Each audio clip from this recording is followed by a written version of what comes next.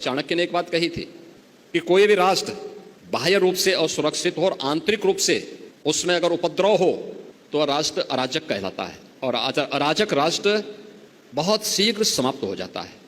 यानी अराजक राष्ट्र की स्थिति वैसे ही होती है जैसे आज आप पाकिस्तान की स्थिति देखते होंगे। पूरी तरह अंदर से खोखला हो चुका है, अस्त व्यस्त हो चुका है। ये अराजकता किसी भी राष्ट्र को दुर्गति के कगार पर ले जा करके उसके अस्तित्व के सामने प्रश्न चिन्ह खड़ा कर सकता है। भारत इस दिशा से प्राचीन काल से ही बहुत सजग रहा है, सतर्क रहा है और उसकी सुरक्षा के लिए उस प्रकार के तौर तरीकों को अपनाने की एक प्रवृत्ति भी रही है। वैदिक कालखंड से ही हर भारतीय को इस बात की शिक्षा दी जाती है कि धरती हमारी माता है, हम सब इसके पुत्र हैं। माता भूमि पुत्रो हम पृथिव्या। धरती हमारी माता है तो मां के साथ कोई भी सुयोग्य पुत्र किसी भी प्रकार की छेड़छाड़ और अराजकता को बर्दाश्त नहीं कर सकता है। कोई भी पुत्र नहीं कर सकता है।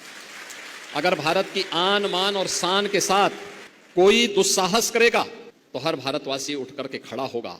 और यही तो प्रभु श्री राम ने हम सबको कहा था।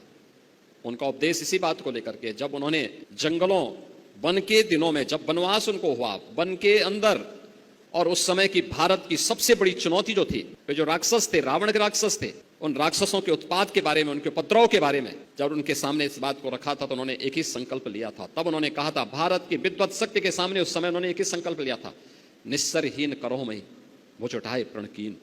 यानी एक ही प्रण किया था कि मैं इन राक्षसों को पूरी तरह समाप्त करके इस धरती को राक्षस विहीन करूंगा। राक्षस विहीन करने का मतलब उन उपद्रवी तत्वों को जो हमारी राष्ट्र की सुरक्षा में सेंध लगा रहे हैं, इनसे अपने राष्ट्र को मुक्ति दिलाऊंगा। यह संकल्प राम राज्य की आधारशिला बनी थी।